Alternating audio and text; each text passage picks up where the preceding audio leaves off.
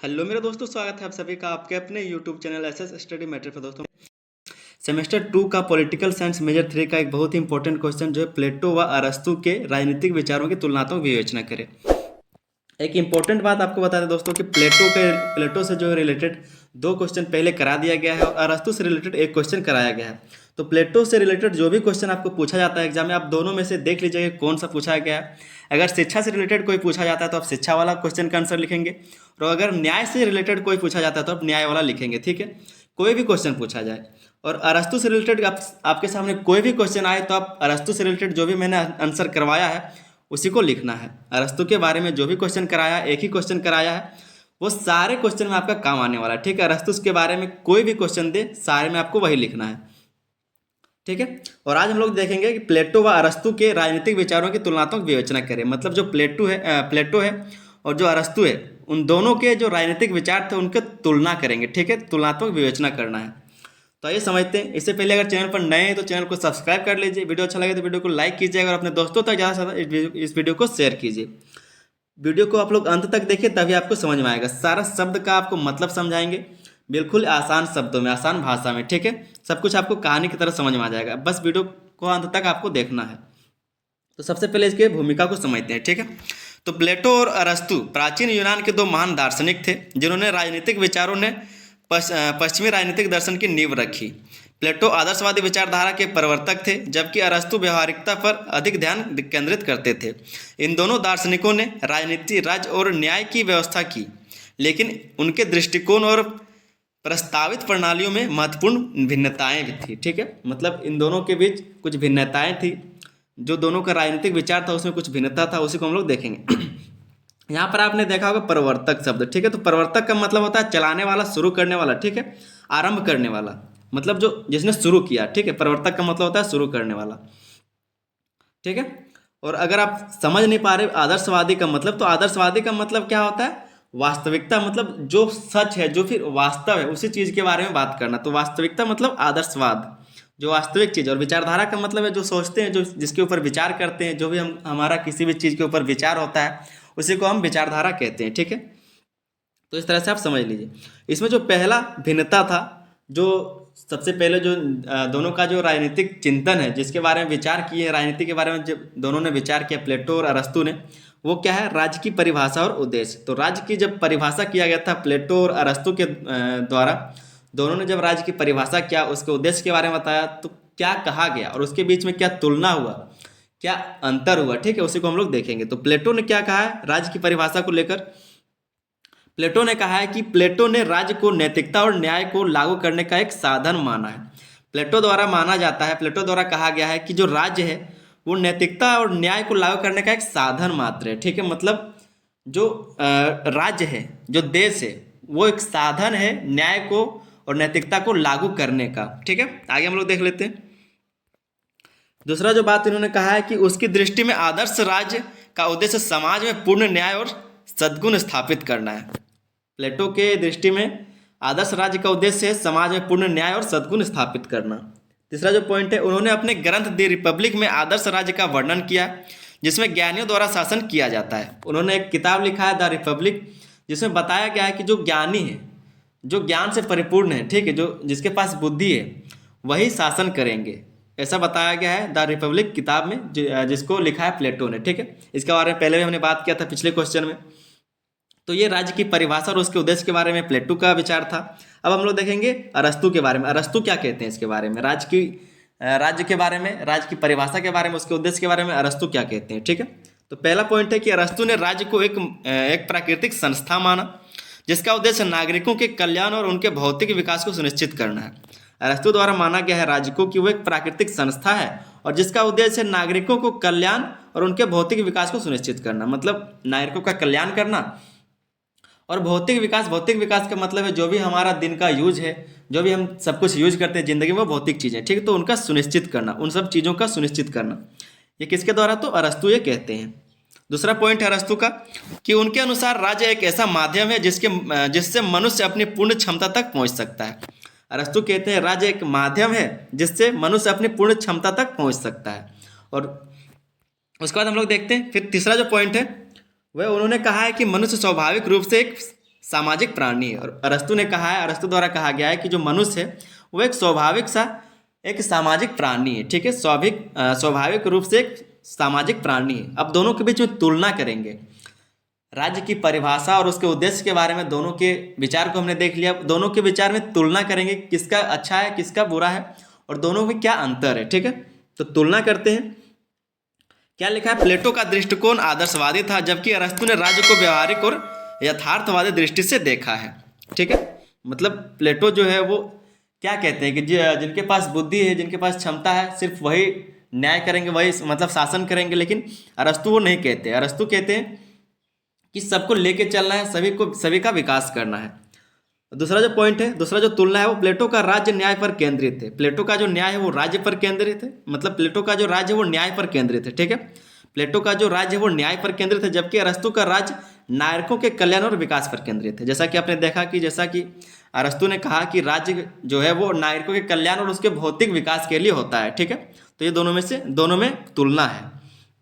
दूसरा जो विचार है दोनों का, राजनीतिक व्यवस्था। प्लेटो भी राजनीतिक व्यवस्था में क्या बताया, अरस्तु ने राजनीतिक व्यवस्था के बारे में क्या बताया, पहले उसको दोनों देखेंगे हम लोग, उसके बाद उसके बारे में तुलना करेंगे। तो प्लेटो ने क्या कहा है इसके बारे में, राजनीतिक व्यवस्था के बारे में।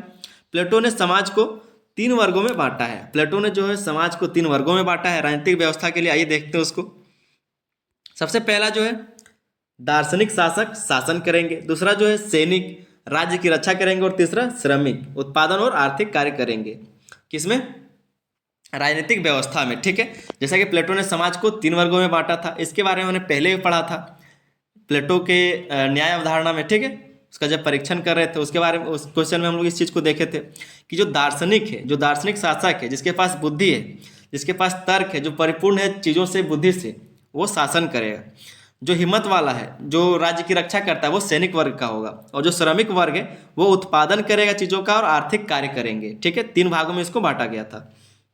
उसके बाद प्लेटो क्या कहते हैं कि उनका मानना था कि केवल ज्ञानियों को शासन का अधिकार होना चाहिए। प्लेटो का मानना है कि सिर्फ जो ज्ञानी लोग हैं वही शासन करेंगे समाज पर, वही शासन करेंगे, ठीक है, देश में। अगला जो पॉइंट है, उन्होंने लोकतंत्र को भीड़ तंत्र के रूप में खारिज कर दिया। और जो लोकतंत्र है, जो जनता द्वारा जो लोकतंत्र बनाया जाता है, जो भीड़ मतलब कि जो लोग हैं उनको भीड़ के रूप में खारिज कर दिया है कि ये सिर्फ एक भीड़ है, ठीक है। मतलब इसका कोई मतलब नहीं, बस भीड़ के रूप में उसको देखा गया प्लेटो द्वारा। अब अरस्तु क्या कहते हैं राजनीतिक व्यवस्था के बारे में। अरस्तु द्वारा सबसे पहले कहा गया कि अरस्तु ने विभिन्न राजनीतिक व्यवस्थाओं का अध्ययन किया और उन्हें 3 प्रकारों में वर्गीकृत किया। अरस्तु ने विभिन्न राजनीतिक व्यवस्थाओं का अध्ययन किया और उन्हें 3 प्रकारों में वर्गीकृत कर दिया, ठीक है। सबसे पहला जो है सही व्यवस्थाएं, जिसको बोलेंगे राजतंत्र, अरिस्टोक्रेसी और संवैधानिक शासन। क्या बोलेंगे, राजतंत्र, अरिस्टोक्रेसी और संवैधानिक शासन। अरिस्टोक्रेसी क्या है इसके बारे में मैंने पिछले वीडियो में बताया था अरस्तु के सेशन में। राजतंत्र का मतलब आप लोग जानते हैं, संवैधानिक शासन का मतलब है, ठीक है। और दूसरा नंबर में जो है वो विकृत व्यवस्थाएं, एक सही व्यवस्था था और एक विकृत व्यवस्था था। इसमें आपका आएगा तानाशाही, कुलीन तंत्र और लोकतंत्र, ठीक है। अरस्तु ने इसको कैसे बांटा था, तो राजनीतिक व्यवस्थाओं का अध्ययन किया और इसे 3 प्रकारों में वर्गीकृत किया था। पहला आपका सही व्यवस्था है, दूसरा है विकृत व्यवस्था और तीसरा हम लोग देखते हैं, तीसरा में क्या लिखा है, मिश्रित व्यवस्था, ठीक है। तीसरा में अरस्तु ने मिश्रित शासन प्रणाली का समर्थन किया। तीसरा जो मिश्रित शासन प्रणाली था जिसमें लोकतंत्र और अरिस्टोक्रेसी का संयोजन है, जिसमें क्या है कि लोकतंत्र और अरिस्टोक्रेसी का संयोजन था। अब दोनों के बीच में क्या तुलना है उसको देख लेते हैं। तो पहले लिखा है प्लेटो ने आदर्श राज्य के केवल ज्ञानियों द्वारा शासन की बात की। प्लेटो ने आदर्श राज्य में केवल ज्ञानियों द्वारा ही शासन की बात की, जबकि अरस्तु ने विभिन्न शासन प्रणाली का व्यवहारिक विश्लेषण किया। जबकि अरस्तु कहते हैं कि यहाँ पर कोई भी शासन कर सकता है जो आगे चल के अच्छा करते हैं, ठीक है। मतलब जो पढ़ेगा लिखेगा, जो जिसके पास बुद्धि आएगा वो शासन कर सकता है। लेकिन जो प्लेटो कहते हैं जिसके पास ज्ञान है सिर्फ वही वर्ग का लोग शासन करेगा, ठीक है। दूसरा जो तुलना है वो प्लेटो ने लोकतंत्र को पूरी तरह खारिज कर दिया, जबकि अरस्तु ने इसे एक विकृत रूप माना लेकिन पूरी तरह नकारा नहीं। प्लेटो ने जो है लोकतंत्र को पूरी तरह से भीड़ तंत्र बोलकर खारिज कर दिया था, उसको बाद कर दिया था, लेकिन अरस्तु ने इसे क्या किया, एक विकृत रूप माना लेकिन इसको पूरी तरह से नकारा नहीं, खारिज नहीं किया। उसके बाद हम लोग तीसरा पॉइंट देखेंगे, न्याय की परिभाषा। दोनों ने न्याय के बारे में क्या बताया है, दोनों ने न्याय की क्या क्या परिभाषाएं की है, क्या मतलब बताया न्याय का प्लेटो द्वारा, अरस्तु द्वारा, वो देख लेते हैं। तो प्लेटो क्या कहते हैं न्याय के बारे में। प्लेटो कहते हैं कि प्लेटो के अनुसार न्याय का अर्थ है स्वयं का कार्य करना। जैसे प्लेटो कहते हैं न्याय की व्यवस्था में, न्याय की न्याय की परिभाषा में कि जो भी लोग हैं, जो भी व्यक्ति है, वो अपना काम करे, ठीक है, मतलब सिर्फ अपना काम से काम रखे, दूसरे के कामों में हस्तक्षेप ना करे। ये किसका कहना है? तो प्लेटो का। उसके बाद क्या लिखा है?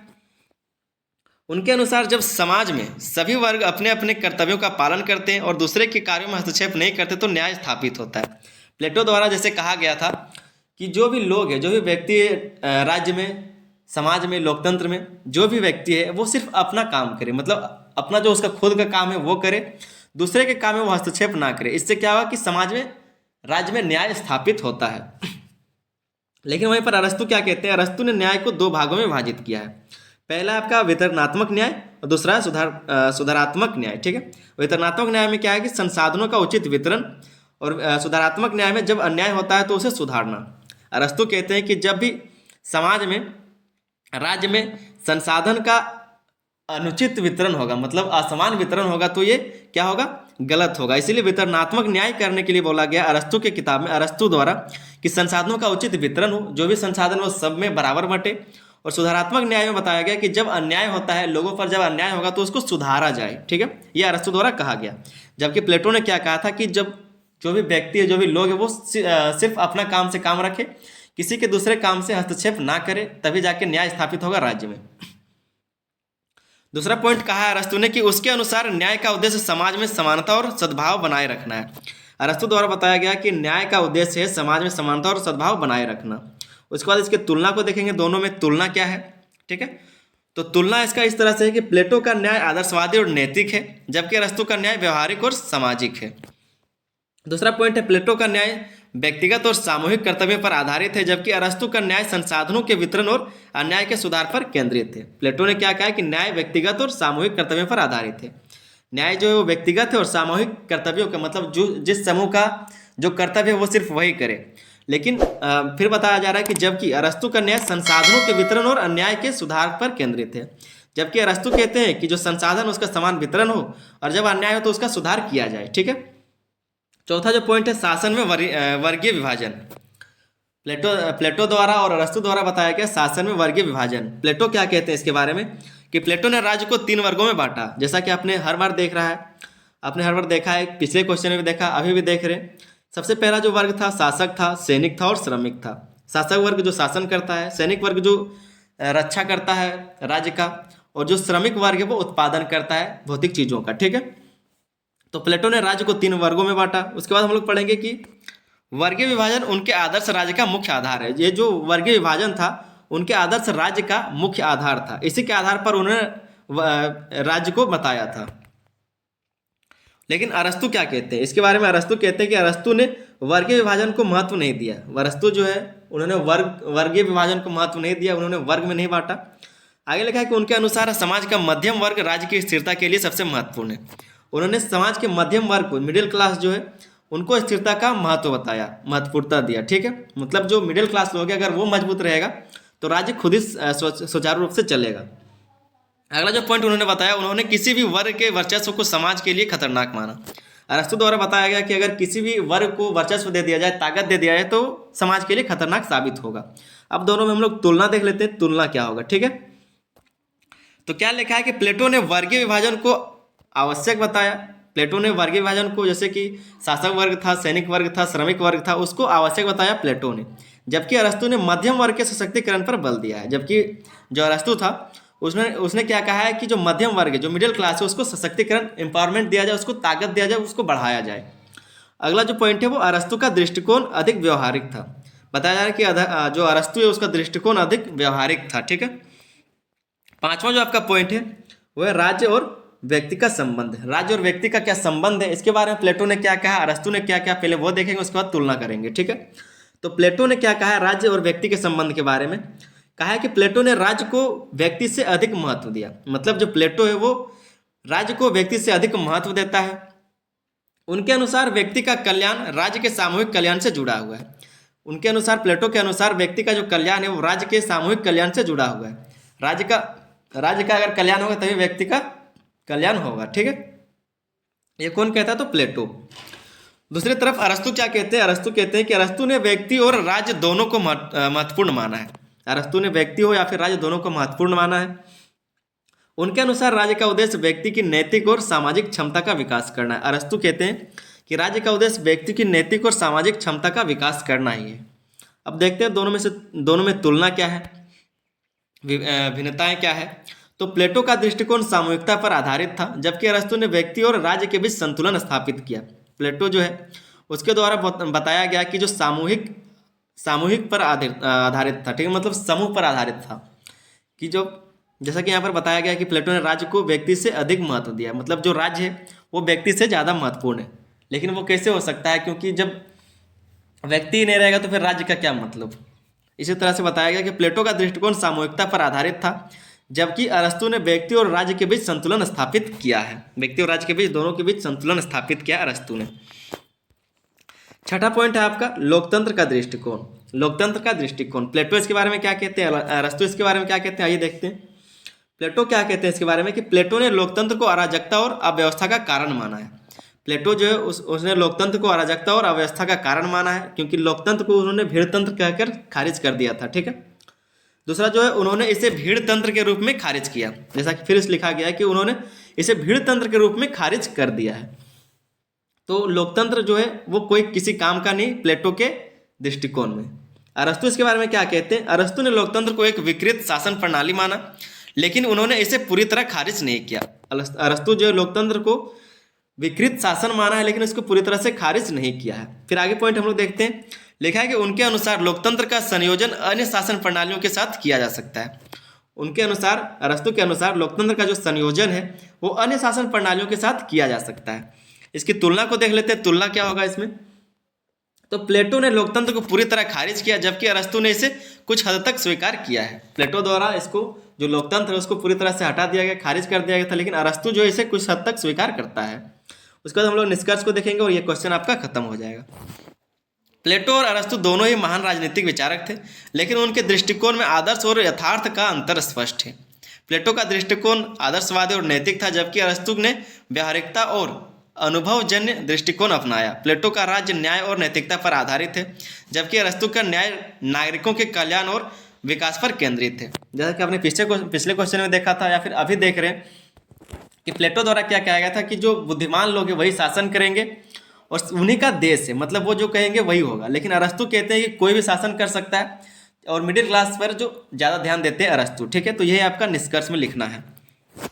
उम्मीद करते हैं कि आपको समझ आया होगा। वीडियो अच्छा लगा तो वीडियो पर एक लाइक जरूर कर दीजिए और अपने दोस्तों तक इस वीडियो को ज़्यादा से ज़्यादा शेयर कीजिए। और चैनल पर नए थे तो चैनल को सब्सक्राइब कर ले।